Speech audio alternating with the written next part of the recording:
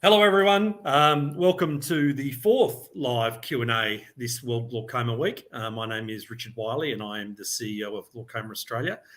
We've got another fascinating talk today and let me introduce Rebecca Huxstep from iCare Australia.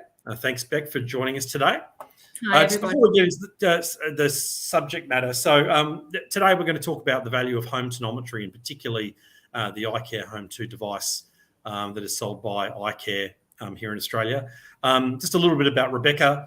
Rebecca is a qualified orthoptist who studied at Trobe University in Melbourne. She's worked in private and public settings in Melbourne as well as overseas. She's been a clinical educator for the Fred Hollows Foundation in the Asia Pacific region and spent 2 years at Singapore's National Eye Centre. Most recently, Rebecca has been with iCare. She's currently the Asia Pacific downstream marketing manager with iCare and focusing solely on the home tonometry sector. So it feels like we've got exactly the right person with us today to talk about home tonometry. So Beck, thank you very much for joining us. Thanks, Richard. Thank you for having me. And I'm looking forward to today's discussion. I think it's going to be an interesting one. Excellent. All right, listen, we've already got a whole bunch of questions. I know this is going to be a really popular talk with our community and people that are watching on today. So why don't I hand over to you and we'll get you to run through a presentation first, then we'll come back and we'll do a little bit of a question and answer session. Sounds good. Yes. So hi, everybody. Welcome again from me. Richard's given us a fantastic introduction into this talk today about the iCare HOME2 and self-tonometry in general. I guess I wanted to start, first of all, just a little bit of general information. We use this word tonometry and self-tonometer quite freely. And I guess for those who aren't clinical people, it might be a little bit like, well, what on earth is a tonometer? So a tonometer is not just the iCare. A tonometer is a device that measures intraocular pressure. You're probably very familiar with these from when you go to the optometrist or the ophthalmologist. There's many variations of a tonometer. This one here on the top left is the Goldman, which is the one that your ophthalmologist most likely uses. And then there are other variations that we can see there. I've put a bit of a historical one on the bottom left that we don't use anymore, called the Shiots, where they used to balance a weight on your actual eyeball. Wow. Thank goodness we don't do that anymore. So essentially, this is the puff test. That's the way that people normally describe it to me when we start talking about the test. Yeah, so the puff one is go to the optometrist. The puff one's the bottom in the middle. It's called non-contact tonometry. The one at the top is, that's the TonoPen. Yes, that's the TonoPen. The one on the right here is iCare's clinical tonometer. So that is the same technology that we use in our iCare Home, but this is the clinical version. So you're probably all quite familiar with those. And until relatively recently, there wasn't anything to use at home to perform tonometry. So I guess the question that's the first logical one to answer for people is, why would we want to do it at home? Why would you measure your intraocular pressure at home if I can get it done at my optometrist or at my ophthalmologist? So I've listed out here a few of the reasons why, and I don't want to spend too long on it, boring you all, but by doing your tonometry at home, you can provide your doctor or your optometrist with really valuable information about the behavior and the fluctuations of your eye pressure.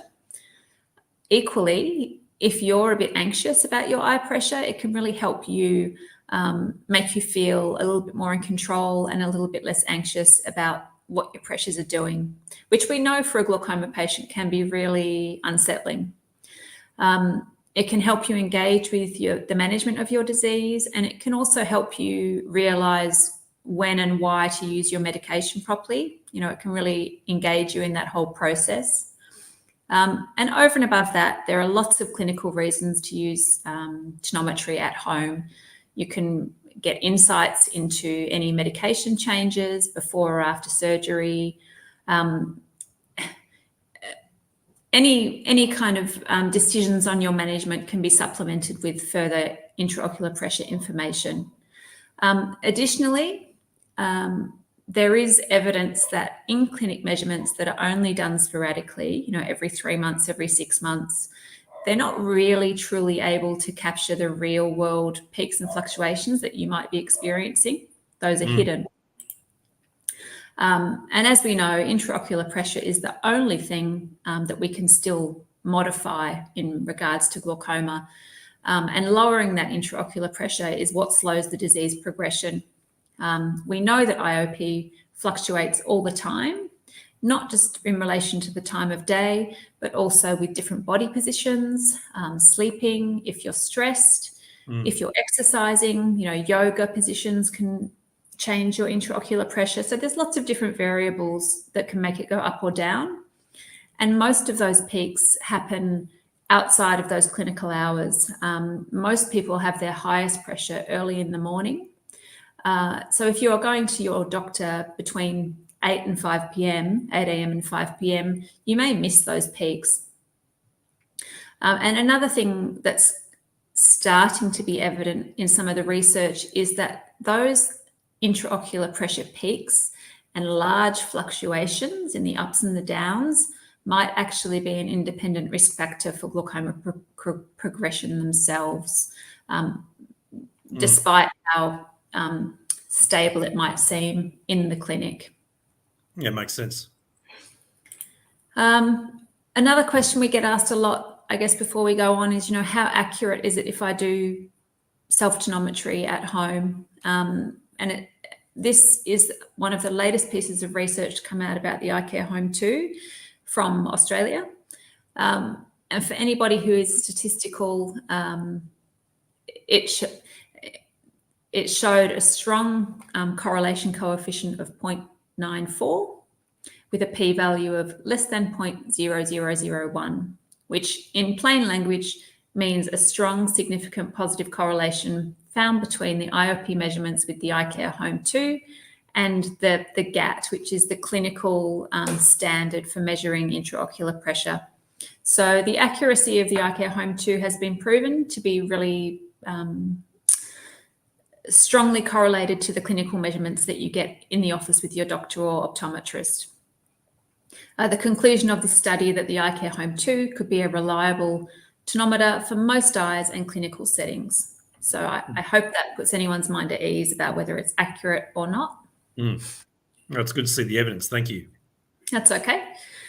I guess now we come down to the nitty-gritty of the HOME2. I've got one here with me in case people haven't seen it before. Yeah, it's a pretty nifty little device. It sits on a tabletop. It's very sturdy, very stable, really ergonomic for you to hold. Has this wrist strap. I'll show you how to use it in a sec. But I just wanted to illustrate to you the contents. It has this little probe applicator, which helps you put the probe into the device easily. When you buy the device, you also get some probes with it, and you get everything you need to upload the data onto your computer or your phone. And in the instruction manuals, of course. Oh, and it's battery operated. It's just 4 AA batteries. There is videos online which people can look at in terms of how to use it. We've got them on YouTube and Vimeo. I'm not sure that we've got the time to play those videos now. I don't know what you think, Richard. It might take a bit too long. Let's see how we go with the rest of the talk, and then we can potentially come back to them. Yeah, I think what I'll do is I'll do a demonstration on myself, and then if we want to show the video, we can. Perfect. Thank you. These are just some pictures from the video which might help people understand how to use it. Basically, when you've got the device and you've got it turned on, I don't know if anyone can see on the screen. You might need to tell me, Richard. There is a red light in there. Yeah, it's probably you're a little bit small on the screen because we're showing a big presentation. So basically, the red light's telling you that it's not in the right position. Either your head is looking too far down, or this is not perpendicular enough. The main thing to remember is that it has to be perpendicular on that plane and also perpendicular on that plane, horizontal and vertical. Your aim ultimately is to see this green light only. You don't want to see any blue. The blue tells you that it's not centered or that it's still too far away. You've got forehead and cheek rests, which allow it to be stabilized on you. And once you've got it in the right position, I'll just take a measurement now if you like. I'm going to cover this eye. I'm going to push the button. I keep my finger on it. It takes 6 measurements. And I don't know if you can see, but I've got 12. Yep, got that. Wow. Well done. Thank you. And it's got a green ring around it, which says that the device is happy with the measurement. So if the device is not totally happy, it'll give you a yellow ring. And if it's not happy at all, it just won't take a measurement. So listen, I'll probably jump in there because I tried it myself when we were at a conference late last year. And it takes a little bit of trial and error, a couple of attempts, but eventually the light system is really easy to use. And once you've sort of done one good measurement, I think, you know all you need to know to be able to do it ongoing. Yeah, exactly. And I think also, these supports are adjustable. And once you've got them in the correct position for your face, because of course everybody's face is different, they can stay like that. You don't have to move those again. And then it's just sort of set and forget, and you can keep doing it as you need. Brilliant. Thank you. That's okay. Everybody always asks about the software. I've taken all these measurements, but what do I do with it? Well, we've got multiple platforms. There's an online cloud-based software, which is called Cloud. All your measurements go up into that software, and we can create these beautiful graphs. We can also change the type of graph. It doesn't have to be a line graph. There's a scatter graph. There's a diagonal periods graph. There's lots of different graphs. You've got all this information as well at the top here. And you can also view it in a table format, just a simple right, left, the number or was format. It doesn't have to be in these graphs. You can print out PDFs. You can email them, all from this online platform called Cloud. You can also access this information via an app on your phone. So we have an app called the HOME2 app, which also has the graphs and the tables, and that links with your online cloud software. So it can connect either via Bluetooth or with USB cables, depending on your preference. So you can fairly easily get the data out of the machine. These are just some more illustrations. It's not the greatest if I show you my actual phone. It doesn't show very well on the screen, but this is what you essentially end up with once you've uploaded your data into the app. Of course, it's available on Google and App Store. And as I mentioned, it's Bluetooth or cable, depending on what your preference is. For anyone who doesn't want to use the app, you can use a desktop PC application called Export on Windows. That will also allow you to upload the data into the cloud software. But we do recommend the app. It's much easier. Now onto the questions. Great. Brilliant. Well, listen, for me, anyone who's wearing an Apple Watch or, has gotten into sort of, measuring their own steps or, maybe, taking heart checks or any of that sort of thing, it's certainly where everything's going, isn't it? This idea of personalised medicine and people taking responsibility and wanting to keep track of their own numbers and play a more active role in, the management of their condition. And that's just normally, things like cardiovascular and so on, or, eating with healthy eating diaries and things like that. But given many of us are sort of waiting, maybe we see our ophthalmologist every 6 months or every 12 months or whatever, there's a lot of time that passes in there. And I guess if you don't have any visibility on what's going on, with your measures, all of a sudden you can start thinking, I hope I'm not progressing. I don't know. There's a lot of uncertainty. So I guess this really puts the power in your hands to be able to see on a daily basis what's really going on. Yeah, it does. And I guess we equate it to, it's commonplace these days for people to monitor their blood pressure or for diabetics to monitor their blood sugar levels. And yet we don't do the same thing for glaucoma, which is a chronic disease with many similarities to those two conditions in terms of life impact and the fact that it really is beneficial to know more in-depth data about the the measurements instead of just taking snapshot measurements of it every 3 to 6 months. Yeah, absolutely. All right. Well, why don't we start with that? So, in what scenario do you think it's sort of most helpful for patients? I mean, we sort of talked a little bit about them just then, but do you have anything to expand on from that point of view? Yeah, I might get April to pop the slides back up. I think I had jotted down some answers to those FAQs. Okay, great. So I think this was your question, Richard. In which cases or circumstances is the device helpful? There was a few questions. This was broken down into 3 in terms of when is it helpful to a patient, an ophthalmologist, or an optometrist. And I guess I felt really the answer is the same for all 3. It's helpful to all 3 people in many different ways. You can use the home to confirm a diagnosis, or if somebody has just been diagnosed, you can get a baseline measurement for that patient before they've started any treatment at all. You can get an idea of their intraocular pressure patterns, before you do or don't do SLT or start drops, which is really beneficial. Equally, by doing that, you assess the need or the effect of those medical interventions, the surgery or the medication. And then a common one we get is patients who, as we've said, present to clinic every 3 to 6 months, maybe every 12 months, and their clinic intraocular pressure is stable or seems to be controlled, but for some reason their fields are progressing or their OCTs are progressing. And so it helps give the clinicians an idea of why that patient might be progressing, even though they seem stable.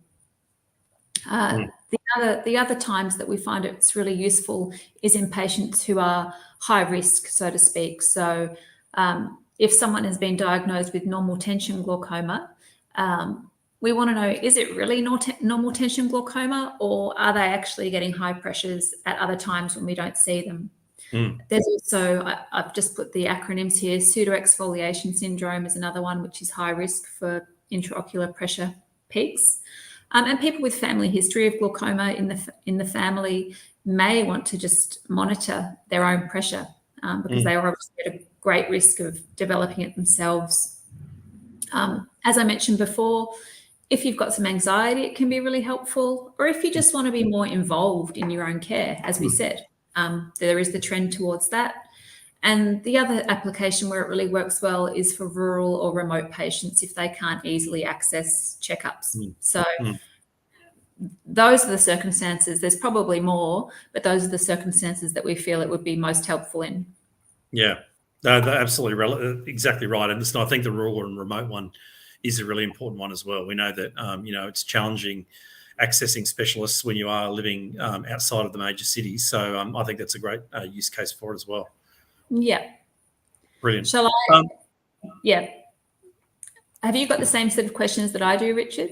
I do, yeah. So I'll go on to the next one if you like. So I think I think the next question is, can we expect this to be recommended by optometrists or ophthalmologists soon?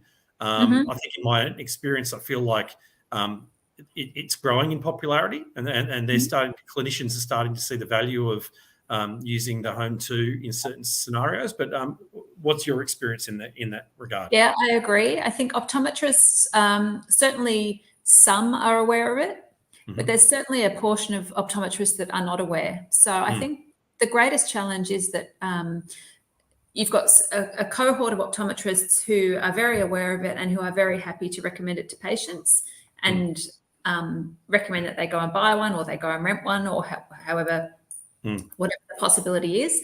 But then we've still got some optometrists who may not know about it, and they don't know where the patient can get it. They don't know whether they have to buy it or whether they rent it.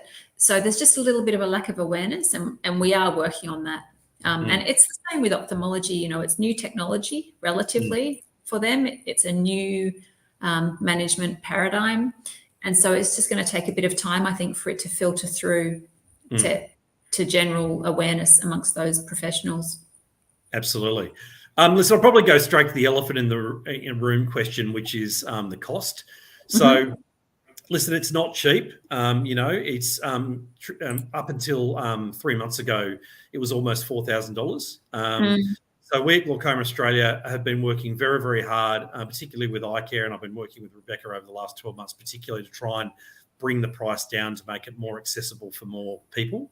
And we've now been able to, via a direct relationship with Finland, bring the cost of the iCare HOME2 down to $2,899. So I think it's $1,000 saving on what you could have bought it for 3 months ago. So we're proud of that. We know that that's still a lot of money for a lot of people, but we've tried to do all that we possibly can. I guess any insights you want to give on why it costs so much? I guess it's a high-tech piece of kit. It's not like going and buying a pedometer or something like that. I know. And I think, obviously, again, people might compare it to a blood pressure monitor or a blood sugar monitor. Yes, it costs so much. It costs a lot. We acknowledge that. I guess the reality is that the technology within it is an equivalent level of technology to our professional tonometers, which I showed on the slide earlier. The design and the development and the R&D for that takes years. And as you mentioned, over the past 2 years, we've managed to bring the price down in collaboration with you guys, which is fantastic. But these devices, they're a long-term investment. We expect them to last for a lot of years, and some of our tonometers, in fact, are in pretty good use still after, say, 10, 15 years in a clinic where they get used day in, day out. So the cost is high, but the lifetime is really long. The device is also manufactured in Finland. We use the highest quality materials, and we have to adhere to the really highest international quality standards that there are. You might find cheaper alternatives, and you might find copies online or overseas, but I would strongly suggest that you check those devices' credentials and how accurate they are, because I think that's really what you're paying for with iCare. It's technology that's trusted. We've been around for 20 years, and the reliability, the accuracy, that's why it costs so much. Yeah, I might also just warn people out there. We had been made aware of some scams that were going on online as well. So please be very, very careful about handing over your money to overseas-based organisations for similar devices. So just thought I'd provide that warning. So let's get back to just the whys and wherefores of the testing. So how often would a patient need to monitor their eye pressure? Is it a multiple times a day thing? Is it 1 or 2 times a week? I mean, what's the sort of recommendation? Yeah, I mean, there's no have to. There's no, there's no you must do X, Y, Z. What we recommend is 4 times a day, especially in that initial period where you're trying to get a really good idea of the weekly pattern. We've found, and it's been proven in studies, that you can work out a pretty good pattern within a week. So if you do it for a week, we say morning, lunchtime, afternoon, and at bed. That gives you 4 times in the day, and that will give you a pretty good idea across a week of any peaks and fluctuations. You can do it more or less often, or according to some other plan, of course, as we discussed. If you're changing medication, if you've had some surgery, you might want to adjust that, or your iCare professional might want to adjust that. But in general, as a rule, it's 4 times a day. Okay.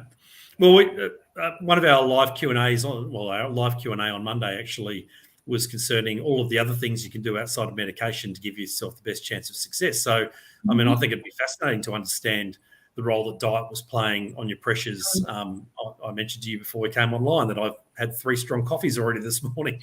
That would be fascinating to see the result that had, or yoga, or playing a musical instrument, or stress reduction, exercise, all those things. So I guess it's only via testing multiple times a day and throughout your sort of regular week of activity could you understand the effect all those things are playing. Yeah, and I guess just to add to that, you can take it anywhere with you. It's in the carry case. It doesn't have to stay at home. You can have it in your car. You can take it on holiday. You can take it to your yoga class. Wherever you want to do it, it's pretty easy. That's great. All right, excellent. So we've talked about sharing the data with your health professional. So what's the best way of doing that? Is it can you email the data to them? Should you bring it on your app? What do you recommend? We're still developing the app. The app doesn't have the functionality at the moment to directly shoot off data from within the app. You can either go to the online platform, so you need to go to any web browser, log in, and as I showed before, you've got all those graphs or just table view. You can either print those as PDFs or email them as PDFs, or you can export the data as CSV files, like an Excel spreadsheet. We are developing, hopefully, in the near future, the ability to be able to share the data from the app. But at the moment, if you want to just take your phone, you literally have to just show your iCare professional your phone with the data on the screen. Yeah. Brilliant. Thank you. So you mentioned at the top probes. So you've got the main device, and then you've got the sort of not reusable, the disposable probes. So can you wipe the probes and reuse them, or are they like single use? Yeah, that's a big question, and I think the word single use is what you were trying to say instead of reusable. So they are single use. They are single use. You can't wipe them. I mean, you can, but the answer is no. Don't re-wipe them. Every time you wipe them with anything, you microscopically damage that tip on the top of the probe. And you also very minutely change the alignment of that rod that the tip is on the top of. And those minute changes will give you potential inaccuracy and unreliability in your measurements. So don't do that, is the message. Equally, we recognise that for individual patients with their own iCare HOME2, that people may not change the probe every time they take a measurement on themselves throughout the day. So I guess, when you go to a clinic, yes, it's one probe, one patient for infection risk control and all those things. When you're at home with your own device and it's just being used on you and you've got both eyes are healthy, we say, if you're going to reuse a probe, number one, don't wipe it. Number two, just use that one probe for one day. After 24 hours, you throw it out. So no, don't wipe it. They're designed to be single use, but for an individual, it's most likely safe to keep using that one probe for 24 hours. That's really good. That's really good advice. Yes, absolutely. So no wiping, but at most, use it for the day. Okay, that's fantastic. All right, excellent. This is a very important one. So anything technical, not everyone feels absolutely 100% confident using technical things. I might be one of those as well. So who can they reach out to if they need some technical assistance with the device? I might actually, April, get you to pop the PowerPoint up again if you're still there. Let me just zoom through this. I have put up here, if there's anything technical, there's two avenues. Obviously, there's Glaucoma Australia. You've got your patient support officers. Clinical educators, that's right. Clinical educators who can help with most things. Anything that's outside the scope of that, you can email this email here, homesupportau@icareworld.com. That's a specific Australian support email line for the HOME2 tech support. So any major issues, you can email them. Additionally, Glaucoma Australia can email us and escalate something. So first port of call is to get in contact with Glaucoma Australia, and then over and above that, we do have local tech support here.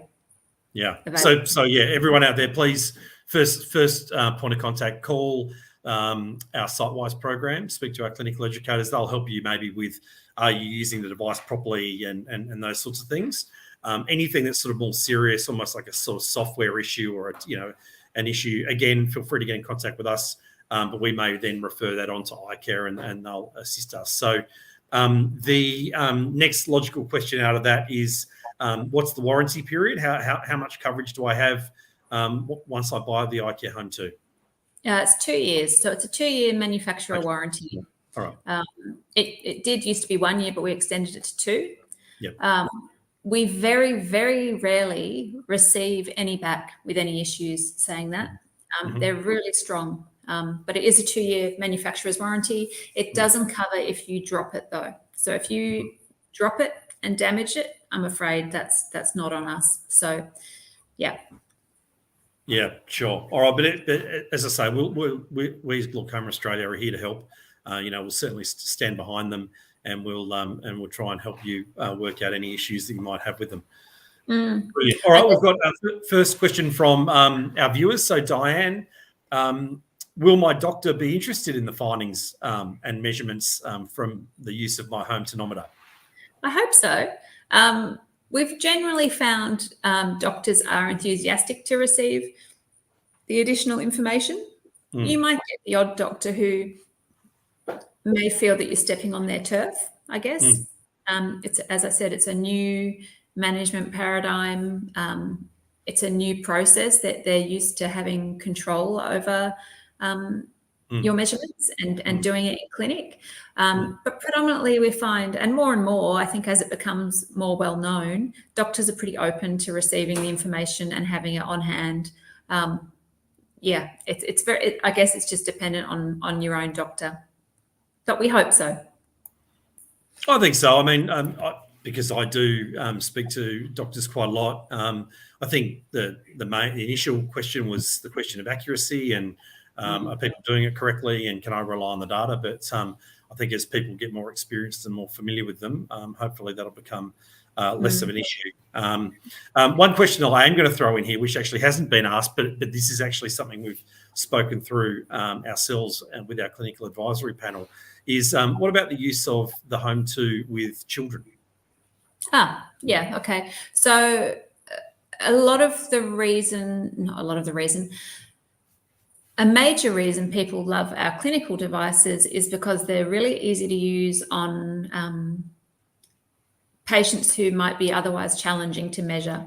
And that includes kids. Kids don't like having things poked in their eyes, as you can imagine. But they tolerate the measurement with an iCare really well. You don't need anesthetic. You don't need eye drops. You basically can't feel it. I think you would agree with that, Richard. I'm not lying when I say you can't feel it. Yeah. And it's really quick and really easy for the person doing it. So we don't recommend it for kids under, depending on the child, around 8 to 10, because they have to be able to do it themselves. And to do it themselves, they have to have, number one, the motivation, and number two, the ability to judge those lights on this in the smart light guide, know that they're in the right position. And we really find, 8 to 10, that's when you've got a child who's old enough to do that on their own. Yeah, I think that's exactly in line with the guidance we've been giving to people as well. So thank you. I'm glad we covered that off. So another comment, not so much a question from Diane, but what she'd do is basically use the monitor to see what changes in behaviour and external factors actually are impacting her pressure. And I think that gets back to exactly what we were talking about before.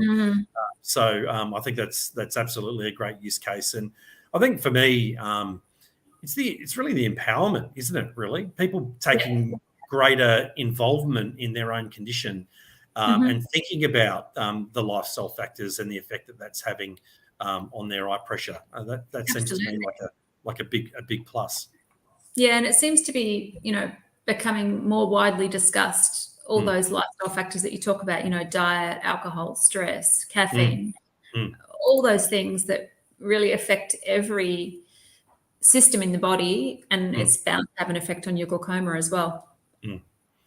Fantastic. All right. Well, listen, we're at the end of all of the questions. I think it's been a really fascinating session. Thank you very much. Just to remind everyone, you can come back and refer to this session at any time via our YouTube page, if you sort of would like to go back and have another look at some of those data points that Rebecca put up. Of course, the most important question I can answer is, so how do I go about getting my hands on a wonderful HOME2? They're currently being sold via the Glaucoma Australia shop, and you can visit the Glaucoma Australia shop at www.shop.glaucoma.org.au. Obviously, as we mentioned, it is a significant purchase. If you'd still like to have a conversation with one of our clinical educators to talk through whether this is the right thing for you to invest in, feel free to call the SiteWise line on 1800 500 880, or you can visit www.glaucoma.org.au. So thank you again, Rebecca, for your time. It's been a fantastic session. I'll take the opportunity now at the end of a very, very busy World Glaucoma Week to thank again our wonderful live Q&A sponsor, Glaucus. We wouldn't be having these sessions without their generous sponsorship. And I'd also like to thank our behind-the-scenes staff, Sapna and also April, for helping make this all possible. So thank you, everyone. Thank you, Rebecca, and we'll see you all on the next one. Thanks, Richard.